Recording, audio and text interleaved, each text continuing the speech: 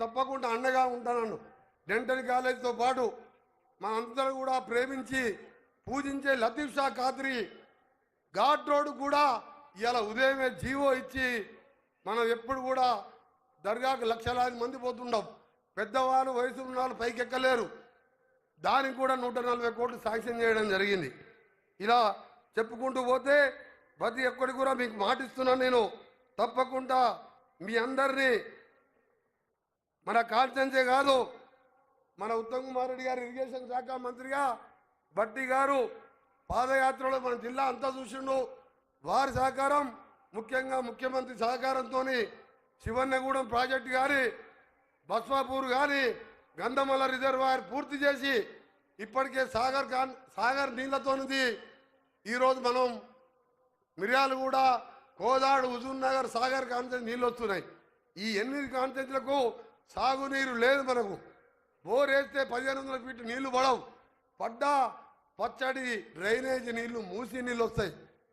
ఎన్నికల ముందు మనకు హామీ ఇయ్యలే గౌరవ ముఖ్యమంత్రి గారు. కానీ ఇవాళ పట్టుబట్టి 40 లక్షల మంది ప్రజలు మూసితోని డ్రైనేజ్ కలుస్తుంది. హైదరాబాద్లో ఇండస్ట్రీస్ కలుస్తాయి. మన ఆరోగ్యాలు క్యాన్సర్ రోగాలు 30 ఏళ్ళకే 60 ఏళ్ళుగా కనబడుతూ ఆ కంపు వాసన రోగాలతో బతుకుతామని మూసి ఎక్కడ పుట్టింది? వికారాబాద్లో పుట్టి నేరేడు జిల్లాలో కృష్ణానదిలో కలిస్తే దాన్ని కంకణం కట్టుకొని మన 40 లక్షల మంది జీవితాలకు ఒక బతుకు ఆశనిచ్చిన ముఖ్యమంత్రి గారికి నల్గొండ జిల్లా ప్రజల తరఫున ధన్యవాదాలు తెలియజేసుకుంటూ మరొకసారి మీ అందరికి కూడా పేరు పేరున, ఎందుకంటే మీరు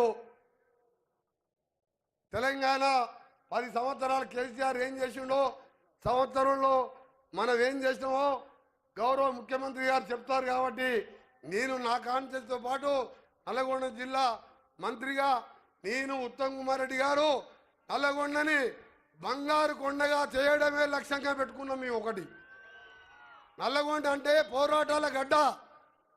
రజాకారులను తరిమి కొట్టి మనను రావి నారాయణ రెడ్డి లాంటి పోరాట యోధులను చూసినాం. మనం మల్లు స్వరాజ్యం, ఆరుట్ల కమలాదేవి, ఆరుట్ల రామచంద్రారెడ్డి, ధర్మాభిక్షణ్ లాంటి వారు చూసినాం మనం. అలాంటి శ్రీకాంతాచారి మలిదశ ఉద్యమానికి నాంది అయి తెలంగాణ రావడంలో ఆయన ప్రాణాలు వదిలిపెట్టుకున్నాడు. అలాంటి జిల్లాని ఇలా కాంగ్రెస్ కంచుకోటగా ఉన్న జిల్లా ఇది. తప్పకుండా పెద్దలందరి సహకారం, మంత్రులందరి, మన హెల్త్ మినిస్టర్ సహకారంతోనే ఇలా ఇంత మంచి హాస్పిటల్ ఎక్కడ కూడా లేదు, మెడికల్ కాలేజ్.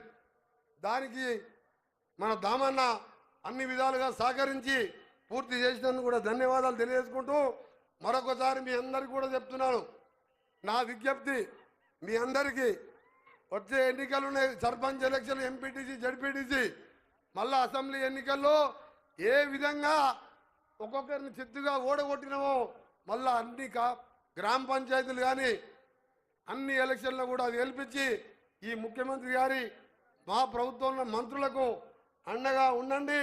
ఈ 4 ఏళ్ళే కాదు, 5 ఏళ్ళు కూడా మళ్ళా వచ్చే అధికారం మనదే. కేసీఆర్, కేటీఆర్, హరీష్ రావు గురించి మాట్లాడితే నా గొంతు దండుగా ఆ సమయం వేస్ట్. ఎందుకంటే కేసీఆర్ అని మనిషి లేనే లేడు. ఆయన సంవత్సరం ఓడిపోతే పోయి ఫామ్ హౌస్లో పండుకుంటారా? 30 ఎమ్మెల్యేలు ఉన్నారు కదా, బయటకు వచ్చి మాట్లాడచ్చు కదా. అదే మా బట్టన్న 5 ఎమ్మెల్యేలు ఉన్నా 5 సంవత్సరాలు ప్రభుత్వాన్ని గల్లబడి నిలదీసి ప్రజల కోసం పాదయాత్ర చేసిన నాయకుడు. 30 ఎమ్మెల్యేలు ఉండి ఇప్పటికి బయటికి రాడు. హరీష్, కేటీఆర్ మాట్లాడతారు ఏ హోదాలో? హరీష్ రావు ఏవో కేటీఆర్ మామ అని చెప్పి వాళ్ళు ఎమ్మెల్యే అయ్యిండు. కేటీఆర్ ఏవో వాళ్ళ నాయకుడు కాబట్టి ఎమ్మెల్యే అయ్యిండు. నేను అలాగే మన నాయకుడు రేవంత్ రెడ్డి గారు రైతు కుటుంబంలో పుట్టి ప్రజల కష్టాలు చెప్పి ఈ స్థాయికి వచ్చినాం. అందుకనే మీ అందరు కూడా ప్రజాపాలన అందిస్తామని తెలియజేసుకుంటూ మరొకసారి మీ అందరు కూడా ఇంకా మన నాయకులు మాట్లాడేది ఉన్నది మీకు ఎక్కువ ఇబ్బంది పట్టేది, ఎందుకంటే చాలా సేపు అయినాయి. అయినా 1 సంవత్సరం దీనికి ముఖ్యమంత్రి గారు చాలా మంది మంత్రులు అడిగిన మన నల్గొండ పోరాటాల జిల్లాకు వచ్చిండు, నా కాన్స్టిట్యున్సీకి వచ్చింది. కాబట్టి ముందుగా గౌరవ ముఖ్యమంత్రి గారిని మాట్లాడవలసిందిగా వారికి విజ్ఞప్తి చేస్తూ స్వాగతం పలుకుతూ ఆ తర్వాత ఉత్తమ్ కుమార్ రెడ్డి గారు దామన్న గారు డిప్యూటీ సీఎం గారు ఫైనల్గా మాట్లాడతారు. అందుకనే మీ అందరికీ కూడా చెప్తున్నా, ఎవరు కూడా మళ్ళీ లాస్ట్కి నేను 5 నిమిషాలు మాట్లాడతా. నేను మాట్లాడినప్పుడు ఇంతకు 3 అంతాలు బయట ఉన్నారు. మన గ్రౌండ్ దొరకక 3 రోజుల కిందే నిర్ణయించుకున్న మీటింగ్. అందుకనే మీ అందరు కూడా విజ్ఞప్తి చేస్తూ ఇంకా అరగంట ముఖ్యమంత్రి గారు మాట్లాడిన తర్వాత మా మంత్రులందరూ మాట్లాడతారు, మనకు వరాలు ఇస్తారు. నేను అందుకనే ఎక్కువ మాట్లాడుకుంటా వారికే సమయం ఇస్తూ మరొకసారి మన ఎంపీగా దక్షిణ భారతదేశంలో పెద్ద ఎత్తున మెజార్టీతో గెలిపించి రికార్డు సృష్టించిన మన రఘువీర్ రెడ్డి గారిని మీ అందరు కూడా చేతులు జోడించి నమస్కరిస్తున్నారు. మన అగ్రికల్చర్ మినిస్టర్ గారు తుమ్మల నాగేశ్వరరావు ఇన్ఛార్జ్ మినిస్టర్గా అడుగున ఎప్పుడు పిలిచినా నేను మీకు అండగా ఉంటానని ఆ అనుభవాలతో పాటు రైతులకు అండగా ఉంటున్న ఇన్ఛార్జ్ మినిస్టర్ గారు కూడా స్వాగతం పలుకుతూ ఇప్పుడు గౌరవ ముఖ్యమంత్రి గారు మాట్లాడవలసిందిగా